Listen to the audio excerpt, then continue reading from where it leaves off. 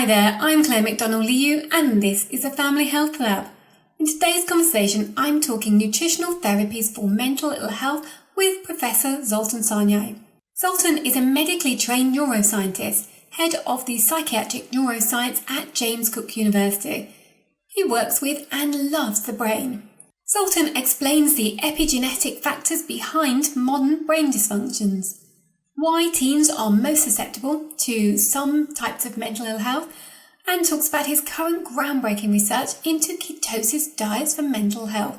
You're listening to the Family Health Lab. Healthy parents, healthy kids. It's such a privilege to get to chat to you again. It's a pleasure to be here, Claire. So you work with the brain, and you're a scientist, a researcher, medically trained as well. And I understand you've long had a fascination with the brain from a young age. So what would have started that off? A friend of mine's father was a professor at the medicine and chemistry department at the university. So I went to see him and I joined his lab when I was in my second year medical school. And what we were doing, we were synthesizing neuropeptides. So these are peptides acting in the brain. I was very bad at it. I don't think I ever synthesized anything which then was identifiably a peptide.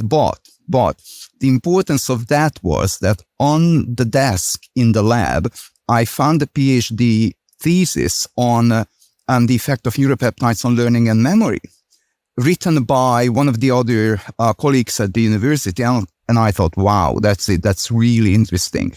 I've been interested in how the brain works, so I went to see this professor there and joined his lab the next year, and I never left.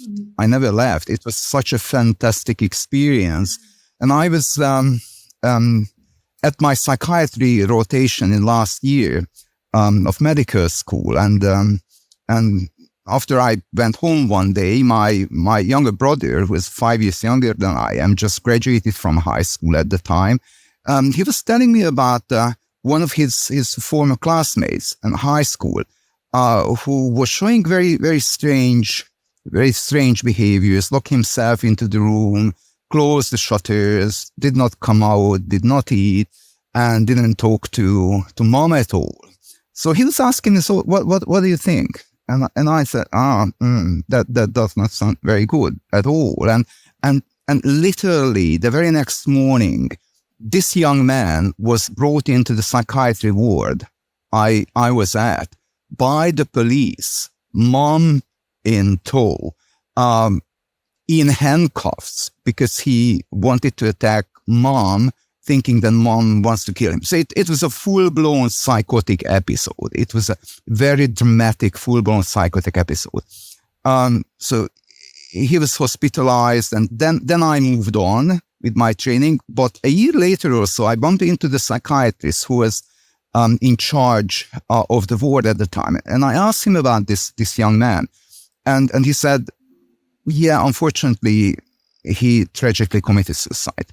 And I thought, this is not how it should be. So we have someone who's just 18-year-old, the whole life in front of him, and they couldn't do a thing.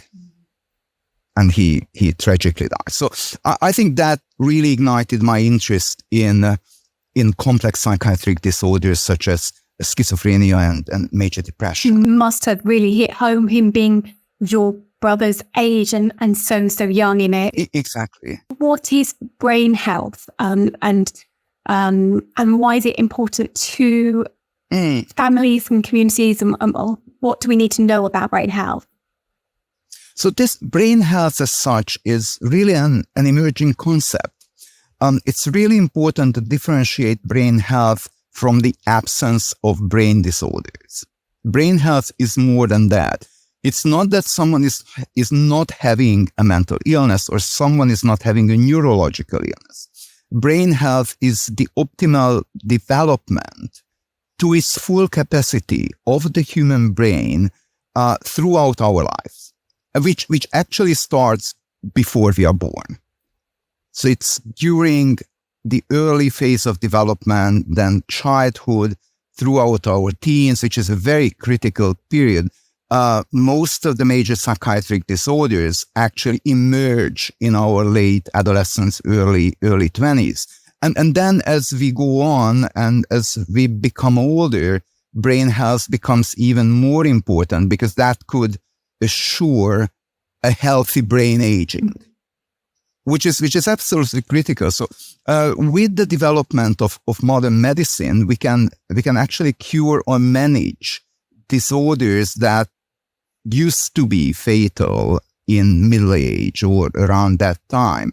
So people easily live into their 80s with relatively intact or manageable physical problems. But the brain seems to be a different matter. So now we are facing with a pathologically aging brain. And I think the whole brain health concept takes that into consideration as well. What can we do throughout our life to assure that we will have a healthy brain aging and a healthy cognitive aging as well? Mm-hmm. And I'm not just talking about Alzheimer's disease as such, which is a specifically tragic condition, and many families are being affected by that. Again, mostly because of the aging society.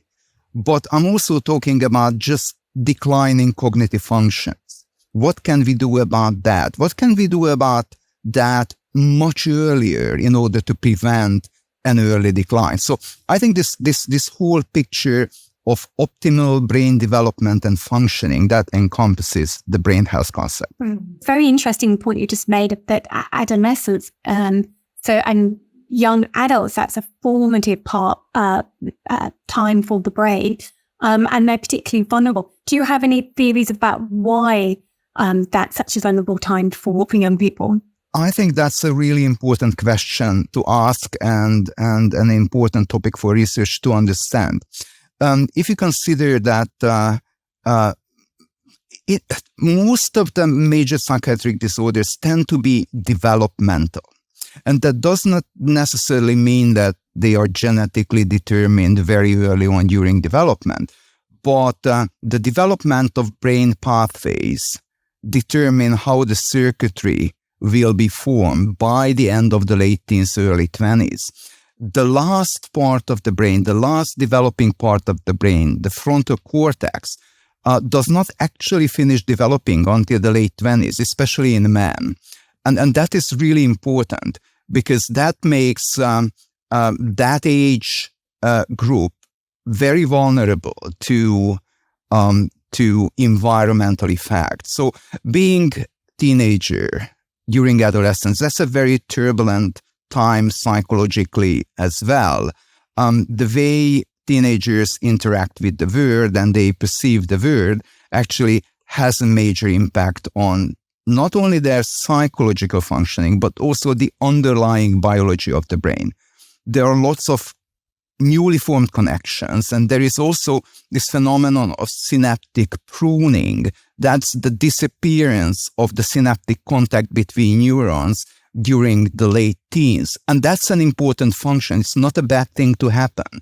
That is there in order for the final projections to be formed properly. So that makes the adolescents and late teenage years particularly vulnerable. If you look at schizophrenia, typically hits in late teens and early 20s. Attention deficit hyperactivity disorder, autism spectrum disorder, traditionally considered to be neurodevelopmental, they start much earlier. Actually, they show symptoms much earlier. Whereas in schizophrenia, the main cause why people with schizophrenia first become hospitalized is a major psychotic episode, but it does not mean that the condition actually starts at that moment.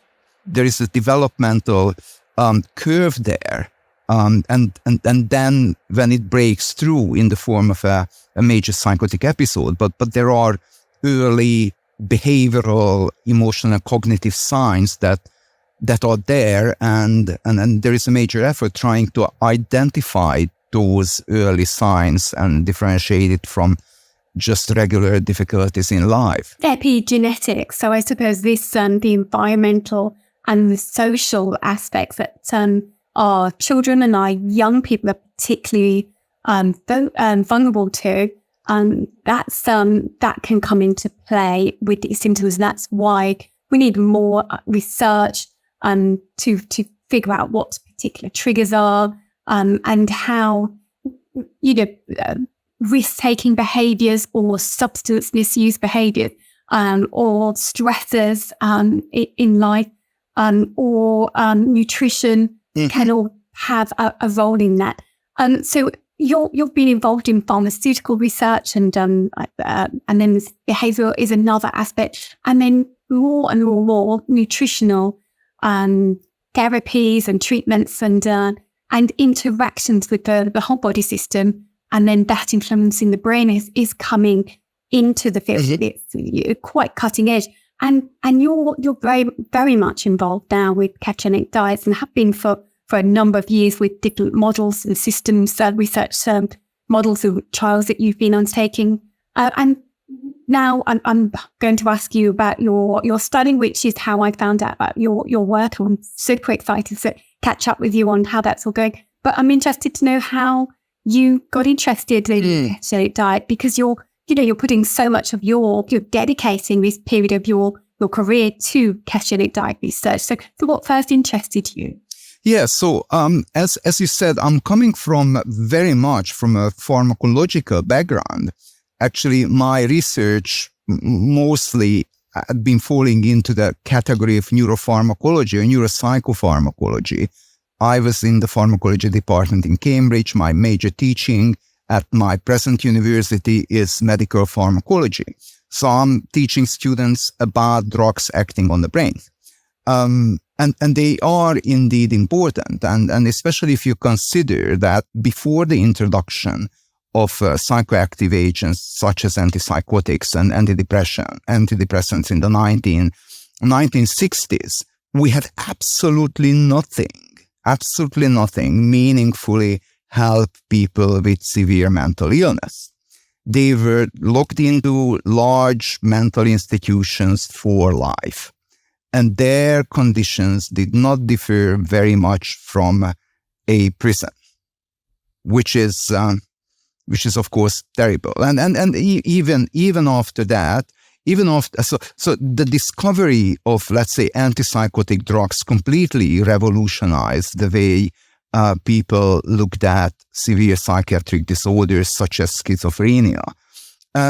When they first applied antipsychotics, chlorpromazine, back in France in the late 1950s, the first psychiatrists actually reported this is the first time we can talk to our patients as human beings.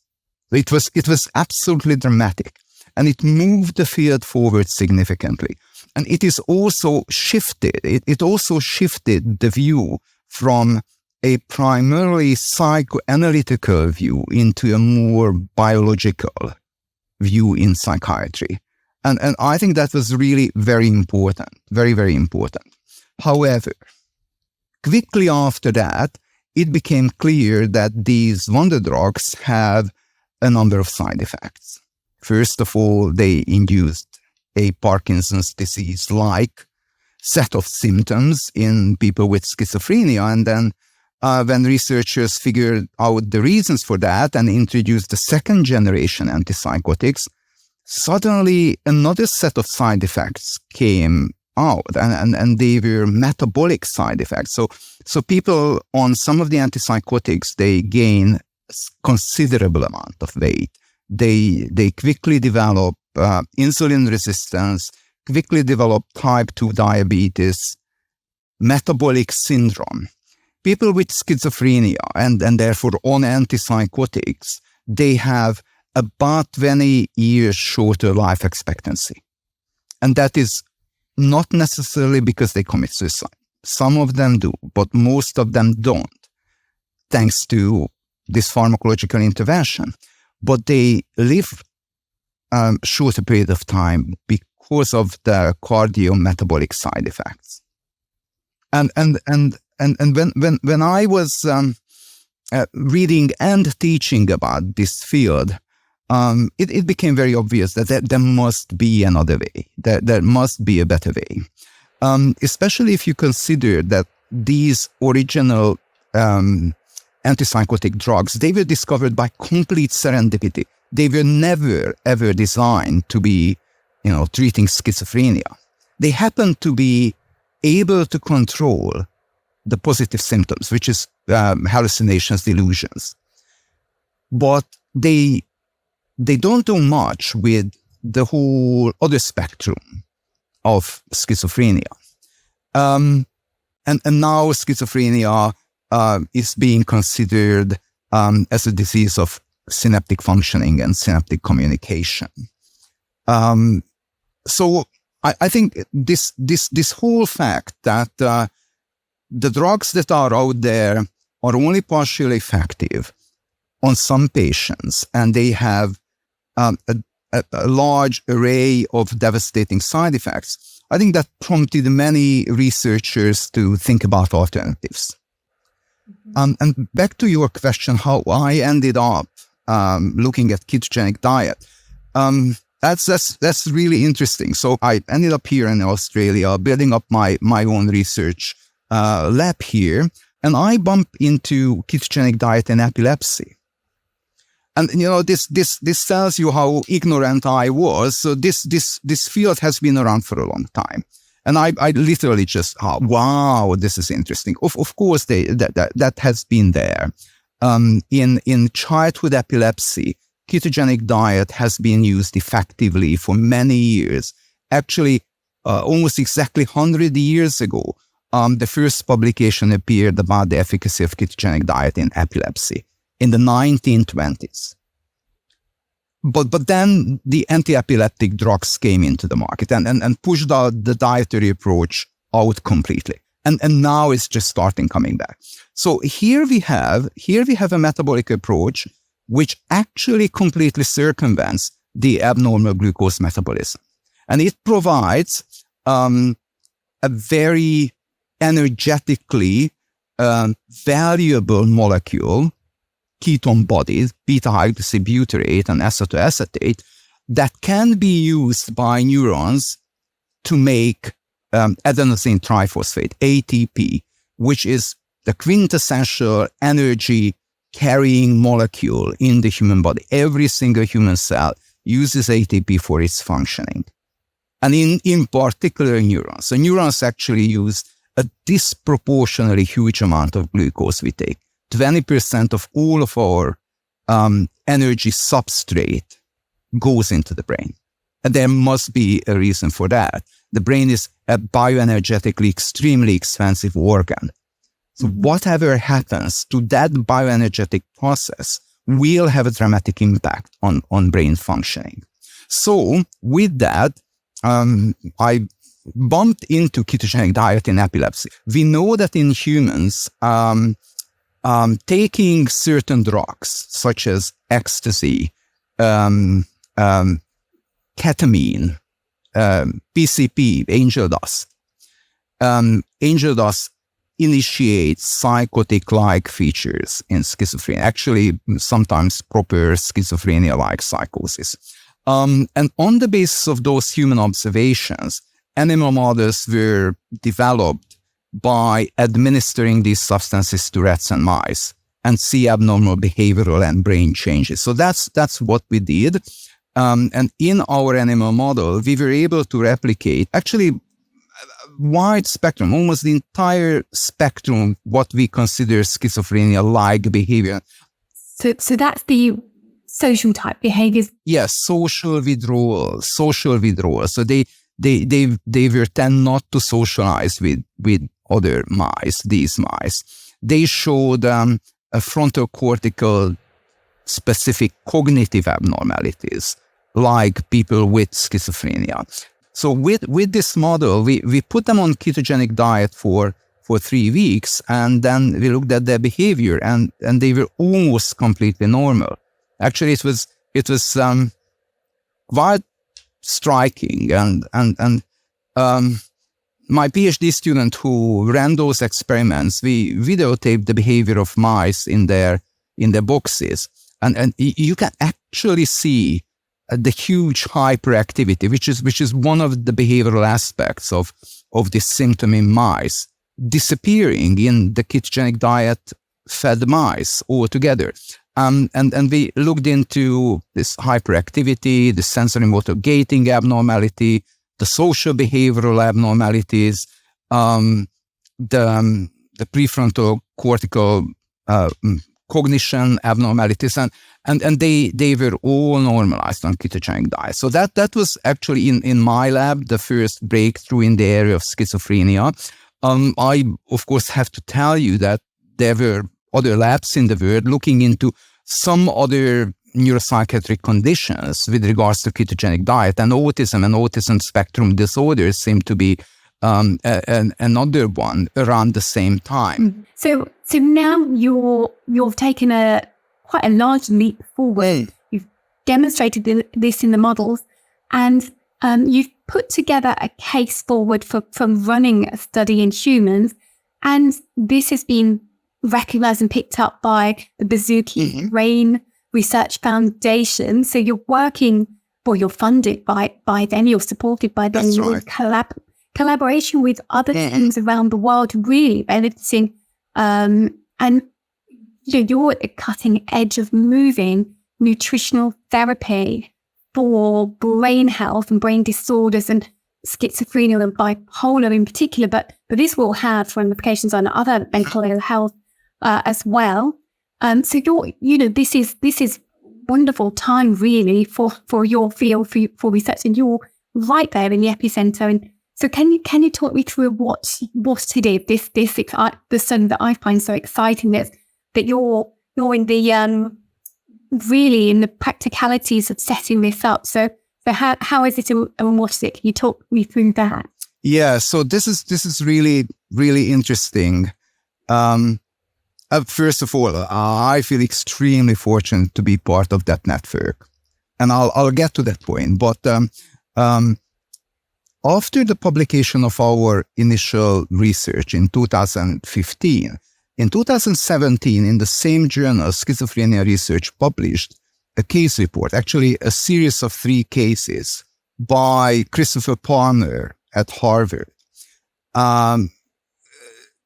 Chris Palmer used ketogenic diet to manage schizophrenia and schizoaffective disorders in his patients in the clinic, and he reported considerable improvement in their condition. So when I read that case report, I wrote to Chris immediately. Wow, so this was exactly the thing we were looking into in animal models in the clinic, in human beings. So we started conversing. I organized a symposium at the first nutritional psychiatry conference in Washington, D.C. that year, invited Chris over to talk about his work. And then I was lucky enough to attract a very talented psychiatrist in our teaching hospital to do a PhD in moving ketogenic diet into the clinic. So we invited Chris Palmer on his PhD advisory board. So, and through Chris Palmer, I got introduced to Jen Bazooki. And then I would say the rest is history. But we had a fantastic conversation with Jen, who is tremendously knowledgeable about the science of psychiatry, bipolar disease, and metabolic condition in general. And the foundation provides us with funding to run a clinical trial, which we are at the cusp of starting. But I think beyond the funding, beyond the actual funding, a huge value is coming from being part of a network of investigators, like-minded investigators with similar focus. So they also funded, I think, 5 other labs in the United States and in the UK, running ketogenic diet in different shapes or forms in bipolar and schizophrenia. We have regular monthly meetings. We had face-to-face meetings during last year several times. We share protocols. We try to come up with outcome measures that are sort of unified across the different labs. We share our experiences, questions, problems about introducing and managing ketogenic diet. And this is invaluable. That's groundbreaking. And how much more quickly you can progress if you're sharing clinical practice and models and giving feedback and learning and bouncing ideas and just buoying each other up, I suppose, as well, the different departments. And then you're stronger as a collective because you're doing something that's quite out there, quite radical. Then you're a little bit more protected, I suppose, as this collaboration. So super, super exciting that that's going on and will help to push these things, this important research forward. So you're at the cusp of beginning. And last time we were chatting, you were talking me through who you're inviting to take part of this study, a little bit about your clinical team, and also the practicalities, because we're talking high level science, groundbreaking science, but actually it also boils back down to getting people to change what they eat on a daily basis. So yeah, can you tell me more about how that's all going? I'm very fortunate to work with a talented senior psychiatric consultant, Carlo Longitano, as my PhD student, which is a bit funny, but yeah. He's leading the clinical part of it. We have been able to recruit a part-time research assistant helping us with all the preparations, and we will have funding for another person when the study actually gets off the ground. Of course, one would like to gather as much information as one can from a study like this, because it's a complex study, not easy to get people to sign up and to stay on ketogenic diet. Especially, this is a particularly challenging patient groups with lots of difficulties, not just their illness, but potentially also social and societal issues involved in here. And what we would like to get out from this first randomized controlled clinical trial on ketogenic diet and bipolar and schizophrenia, beyond being able to show that patients can stick to the diet and they improve, we also would like to see if there are any untoward side effects emerging. That's really an absolutely key. So these patients will have to be followed extremely closely over the period of 3 months of the study. And we also would like to get some understanding on the potential mechanisms. It's not enough in biomedical science. It's not enough to say that this thing does something good. We should be able to tell how it's doing it.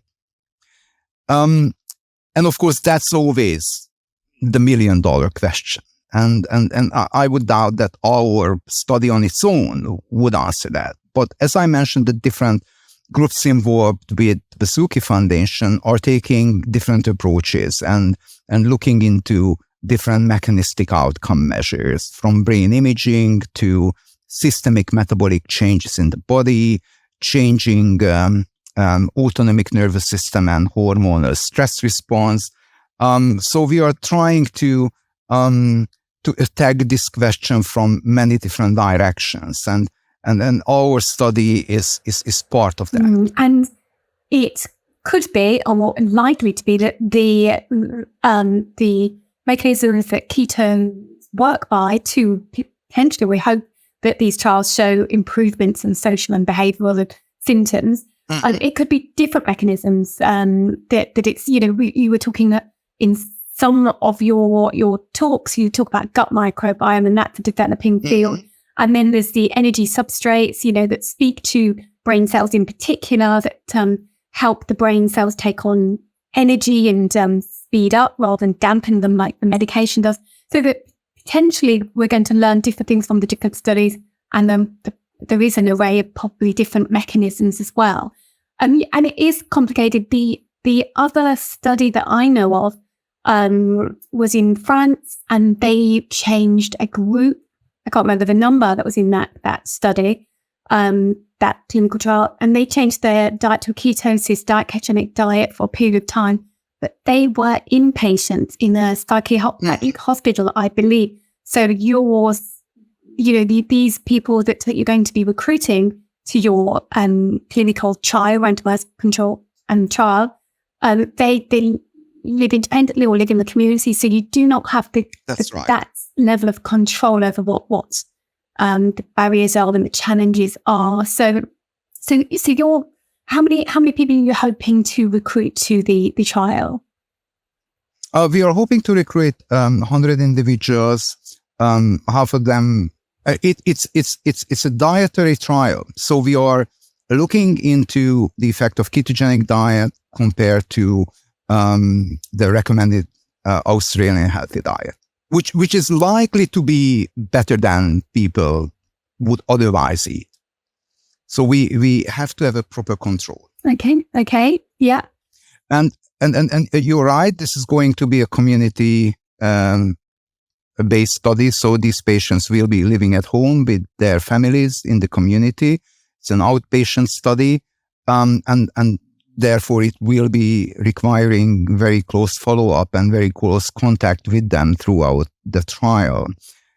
And it is different from an inpatient setting. However, I think moving forward, having data from the community setting will become very important, because this is how the diet would be used in the long term, and similar dietary interventions would be used in the long term. Yeah, absolutely. And the more we learn about what goes right and what improves and how that works and what doesn't work and what the barriers are, and how we can get around those in future, what we need to put in place, the better. So I understand that it's a rolling program, so you're not recruiting that 100 people to the study. That is correct. Yeah, so that which will make it more manageable for your team, so people can't apply to be part of the study as well. You were explaining that to me in our previous conversation, because that would skew the results. Yeah, so this is going to be a blinded trial. Obviously, some approaches are very difficult to blind. Just to give you an example outside nutritional approaches, I just had a conversation with a colleague of mine about setting up a psychedelic-based clinical trial. If you administer psilocybin to someone, that person will know that it's not saline. That person will know that it is not placebo. So there is a limit, obviously, for blinding. We do as much as we can to provide the same level of attention, the same level of everything to both groups, both experimental groups, except the difference in the diet. I see. And of course, there can be a million questions asked after that, but yeah, so we are trying to do our best to assure that the only measurable differentiating feature between the two groups is the diet. So just for my understanding, we're hoping to recruit 100 people to go through this. So 50 will be eating a diet that can induce ketosis, and 50 will go through and they will change their diet potentially healthier if they're cutting out on ultra-processed foods and sugars, and they're moving up to a standard, but it will not induce ketosis. That is correct. And out of interest, how are you measuring ketosis? I'm just interested in the kind of nuts and bolts of it all. Yeah, so ketogenic diet is not ketogenic diet unless the person is in metabolic ketosis. It does not matter what they eat. It does not matter what they do, as long as their ketone levels are below a certain limit. So it needs to be measured regularly. So we will have a little device, a pinprick device that measures their ketone levels, which they will be reporting on a daily basis. We also ask them to record what they eat. So they have a logbook. They can enter the different food items they take. But most importantly, and this is really important for all the other ketogenic diet trials as well, monitoring blood ketone levels, that's absolutely crucial.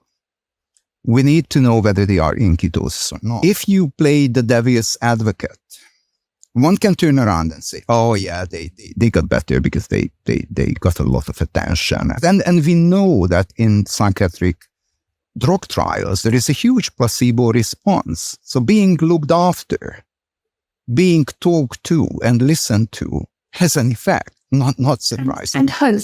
It's be hopeful that actually... Yes, exactly. It's an expectation, and you're absolutely right. However, if we can demonstrate that their clinical improvement correlates with their blood ketone level, I think that's quite a strong argument that the two are somehow connected. And there is still the question of the somehow bit, because that's our previous question we talked about. So how does ketogenic diet lead to an improved condition? And you highlighted some of the possible mechanisms in your question. So gut microbiome, elevated ketone bodies acting on brain bioenergetics. These are all there, and they could all play a role. And we just don't understand at the moment which one is more important. Or are all of these in play at the same time? Which is not unlikely. It's absolutely not unlikely. So if we take any dietary intervention, the first port of call is the gut microbiome. So what we eat, it's not us who made that food first. It's the millions of bacteria in our gastrointestinal tract.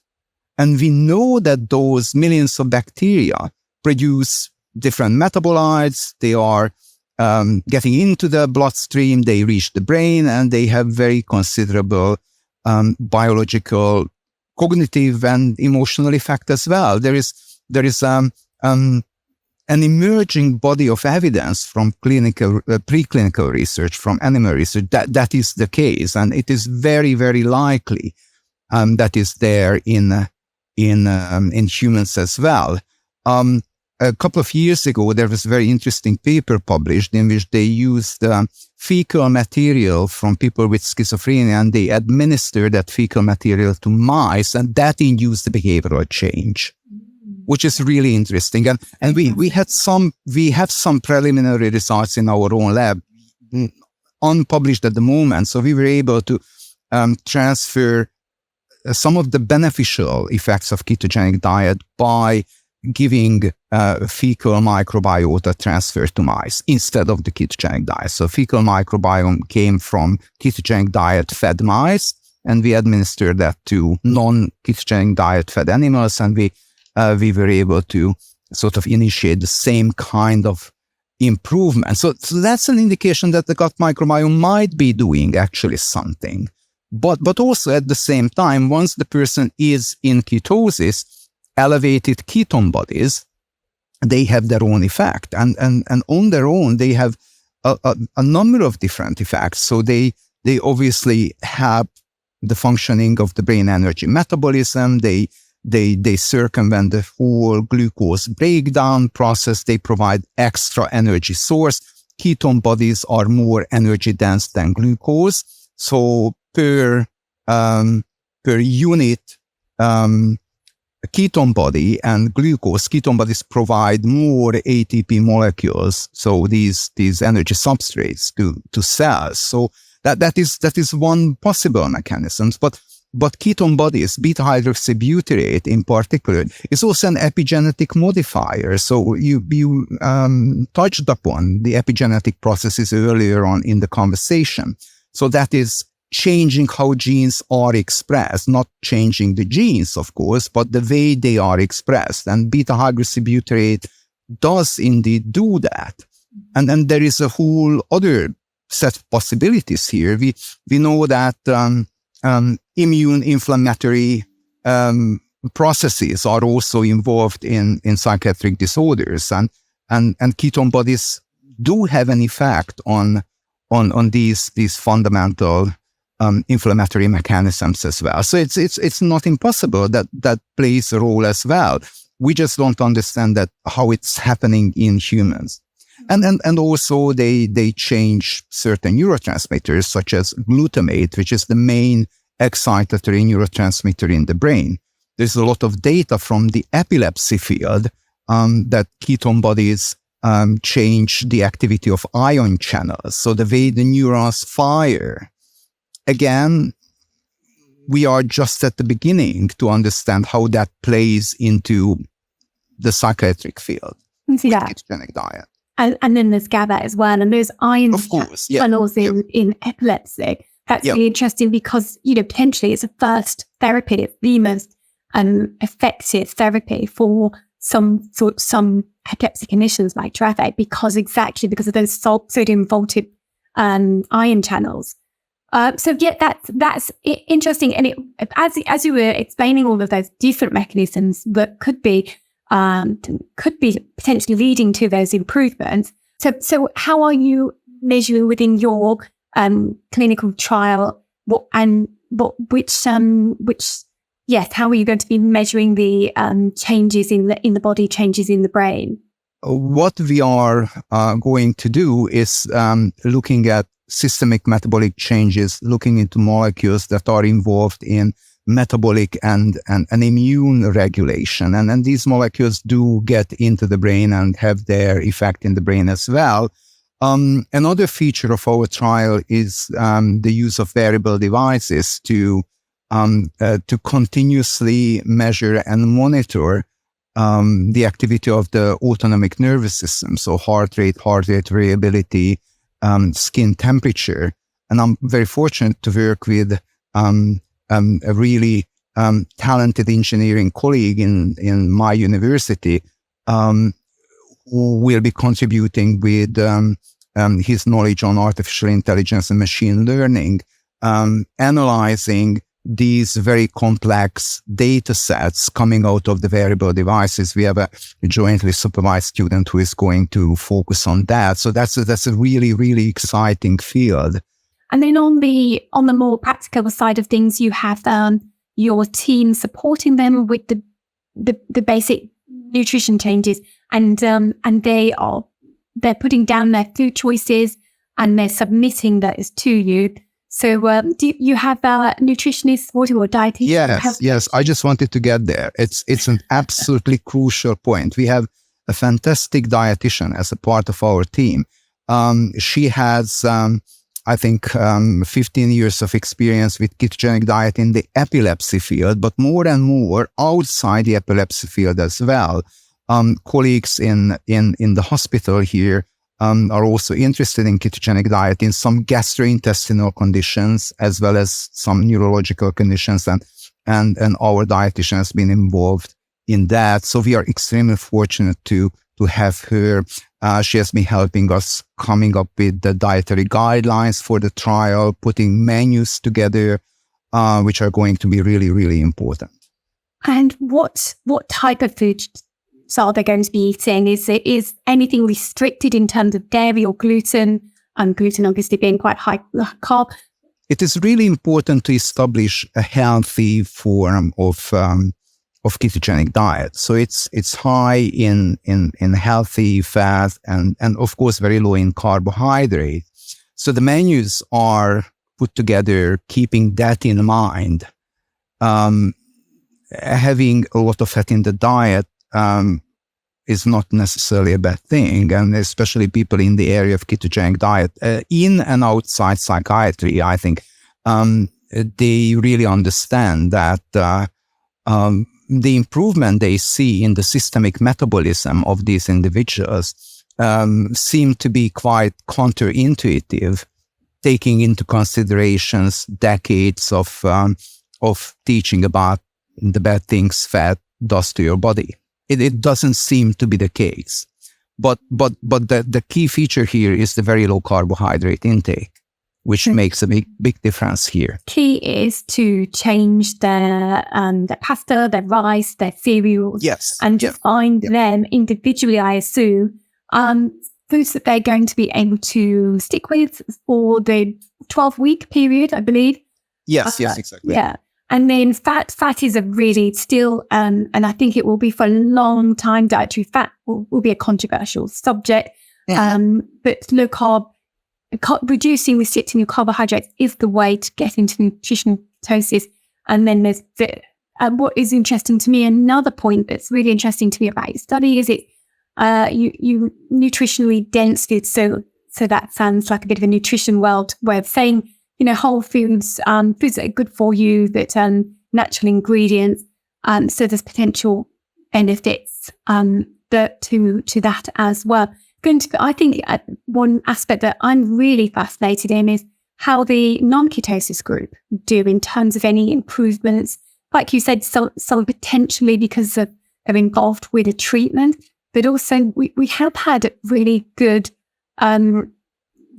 results of improvements in social behaviours and some mental health behaviours and symptoms from the carb or increasing nutritionally dense foods, but also getting out those excitable inflammatory type foods at high sugars that dysregulate your endocrine system and your blood glucose that can have all sorts of different inflammatory responses in the body. So I think that's going to be quite interesting to see if there's a difference there too. When is the study beginning? I know you're on the cusp, the trial.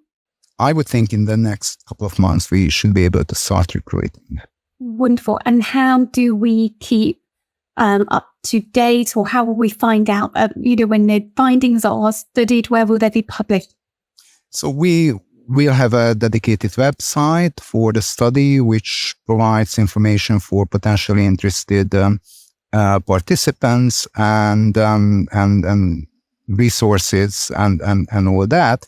Of course, since this is a trial that requires actual interaction between the personnel running the trial and the study participants, we can only recruit from our own area. So it's far North Queensland, Townsville, and the area.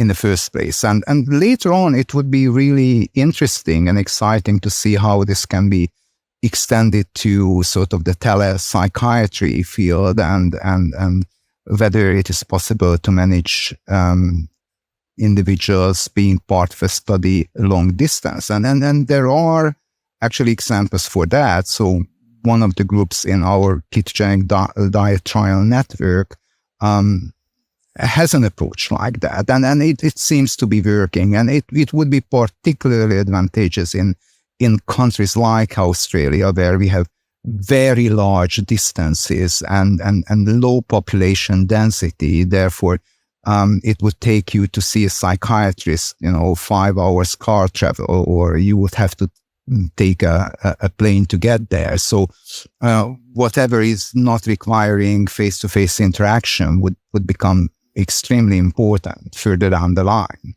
But yeah, so this is what we are planning to do initially.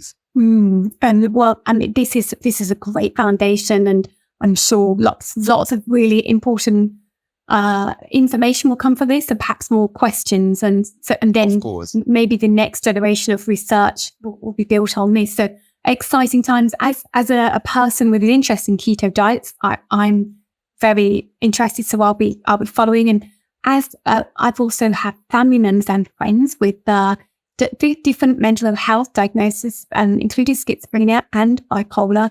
And your comments earlier, I think are just really starting to be focused on and come to light.